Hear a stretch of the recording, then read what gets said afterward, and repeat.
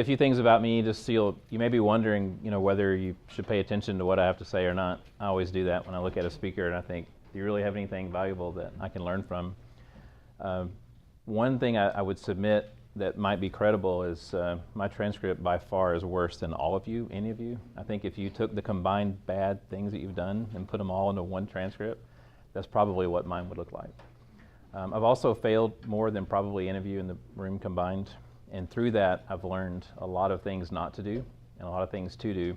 We have a little saying on the wall at Seed Sumo. It says that an expert is someone who has failed in every possible way within a very narrow field of study. And so within the confines of entrepreneurship, I can claim expert status. The other thing is I'm a multi-generational entrepreneur at a level that I'm not even sure how deep it actually goes. There's no one in my family as far back as we can find that has ever had a job. There's potentially good reasons for that. I'd like to think we're employable, but whether my father who owns a tire store, my grandfather who started a hardwood flooring business, my grandmother sells dresses, my mother somehow managed the bride industry, which I can't even imagine what that is like. But I love entrepreneurship and love entrepreneurs and business, and so it's always a joy to come here and talk and share wisdom. I'm so powerful I turn off the lights. So, there's so many things I could talk about with you, and the things that I think that are resonating with me the most in our work. So a little bit about Seed Sumo. We're a startup accelerator here in Bryan, Texas, which if you look at Dallas, Houston, San Antonio, Austin, that little triangle, there's around 22 million people in there. That we call it the Texas Triangle. There's a lot of entrepreneurship, a lot of opportunity there. We see deals from all over the world. Our first year we had a team as far away as Slovenia. We brought in some Silicon Valley teams that we pulled in from California, guys from New York and all over. And we work with entrepreneurs to guide them through our accelerator program. If you've never heard of an accelerator, think of it as, for me, I think it's the wrong word. I think the right word is a validator. We're trying to validate your business model. Should you build this at all? And through that, we learn a lot. Learn a lot about people and entrepreneurship, things that work, things that don't work. And one of the things I've really been focusing on a lot, and I speak about occasionally as well, is customer discovery. So I think some of you may have heard me talk about customer discovery in the past, so just maybe hit a few high points for you. But I'm assuming that everyone's here because at some level you resonate with entrepreneurship, right? You want to build something. And if you're like me, it's probably something really big. I mean, who wants to build something small that no one cares about, right? But in your own mind, this idea that you have is brilliant. Like, does anybody disagree with that at all? You tell your friends and they're like so excited, like, it's amazing. It's a great idea. Of course it is. But the problem that I see a lot, and the reason why I talk about this, is there's really 4 steps to you being able to say, here's my solution. And the first step is not your solution. The first step is a person. And just think just for a minute, what's the last thing that you bought that you were excited about? I mean, excited enough you told your friends. Does anybody have anything that you would tell? What you got? I bought one of those self-balancing hoverboards. The little hoverboards, right? And what it's do you? It's a little unusual for my age. Yeah, but what do you love about it? You can go all around the house and run into the couches, everything. But you can do that walking. The scared, the kids are chasing you. It's great. But you could do that walking. Yeah, I don't know. Right? There's something fun about it, right? Yeah. So when you buy something that you are excited about, you're at the very, very end of a very, very long chain of events. That someone else built it, and they worked on it, and they tweaked it, and they packaged it, and it was sold and distributed. And if you go way, way back to the beginning, before those hoverboards are there, you would have found there were skateboards, right? And someone iterated something and improved it. And for every product that you buy that maybe you're excited about, there may be 1,000 that are horrible, atrocious, that never made it. There's a lot of products maybe that you buy that you quit using that you were not excited about. There's tons of examples of those. And what I challenge you to do is to create something not only that people want, but they're excited about using. If you wear a watch or don't, If you have a specific type of phone, you bought that for a reason. The shoes that you wear, the clothes that you wear, the places that you go, the car that you drive, the computer that you have, everything. They're all products that someone else began where you're beginning right now, whatever it is. And the way to find out if it's going to work or not, for me, begins with customer discovery. It's understanding what your clients want, what they need, what's really happening in their life. She does not need a way to transport herself, right?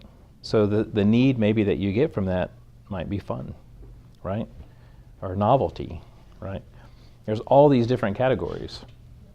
And the way to do that through the customer discovery process is to first be incredibly concerned with your customers. And listen, it is so easy. And part of the mistakes I've made that I gladly admit that I've spent way too much money on, that no one cared about, that practically would have put me in bankruptcy, was because I believed that I knew that what I had was going to be amazing and everyone was going to buy it and it was going to be perfect.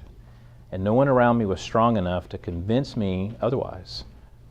Even if there was good counsel, of which there probably was in retrospect, I didn't listen to it because I believed in what I believed more than what the customers were telling me. And it's a very frustrating, very helpless feeling when you find out that people don't care about what you're doing, that you built a feature they're not willing to pay for. Can anybody relate to that at all? We got some mistakes here in the room too, maybe.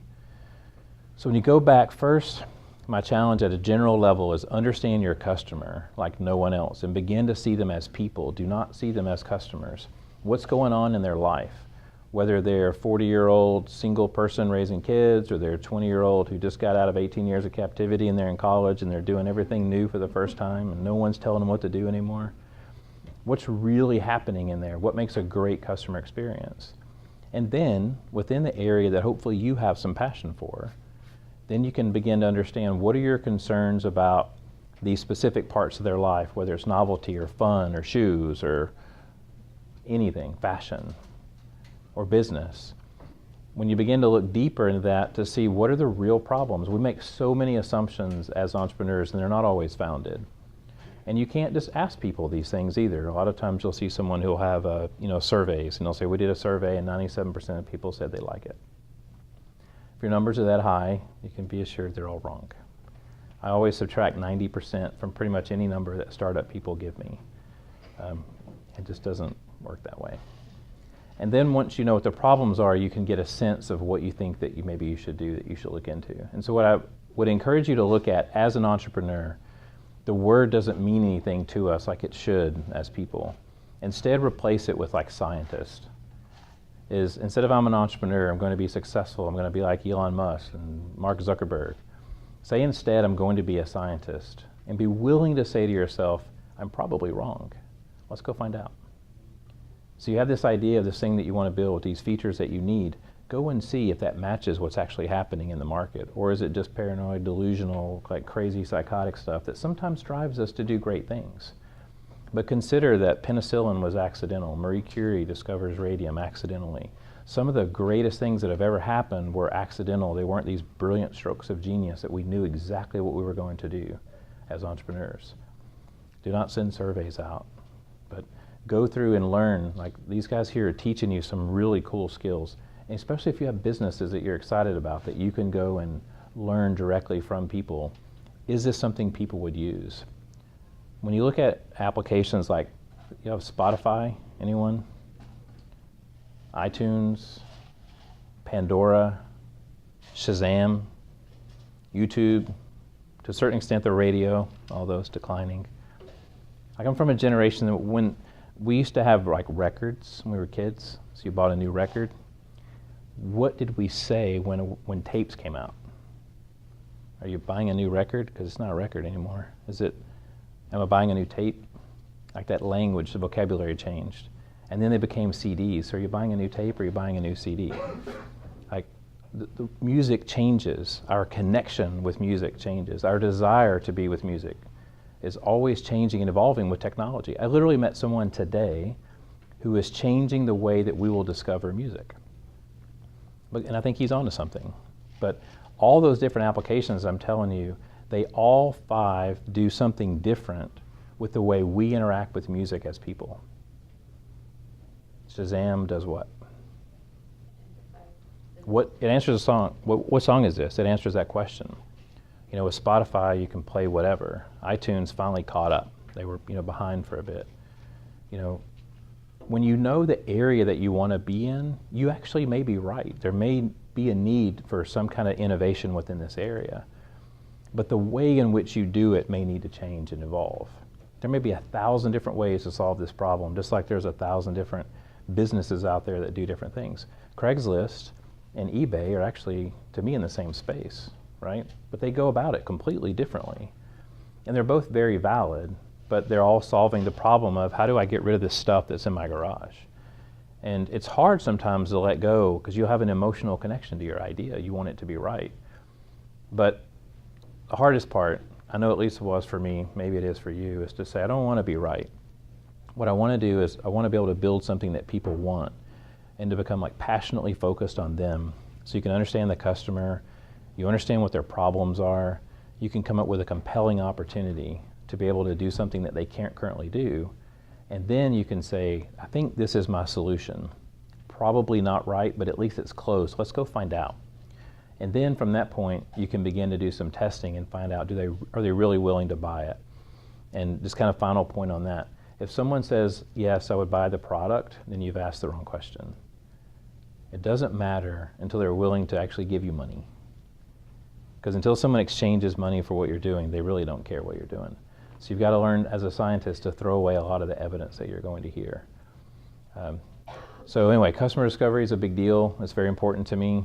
I've used the premises that we speak about here and we teach at Seed Sumo, both in startup companies where they were completely just an idea, all the way through to businesses that were already doing like, say, 5 to 10 million in revenue every year, but they didn't even know why they were successful. So whether you're is it your lifestyle group is one, you have an idea phase and you have execution phase, no matter what phase you're in, your customer discovery will be able to show you a different way of looking at your problem, your customer, and what space that you're in, so that when you do make changes, you can make them in, hopefully in an area that will make a big difference. So just a few random thoughts about something I think really affects everybody in entrepreneurship. I hope that there's some value to you in that and sparks a few ideas. If you have questions about how it applies to you specifically, let me know. I'd love to talk to you about it.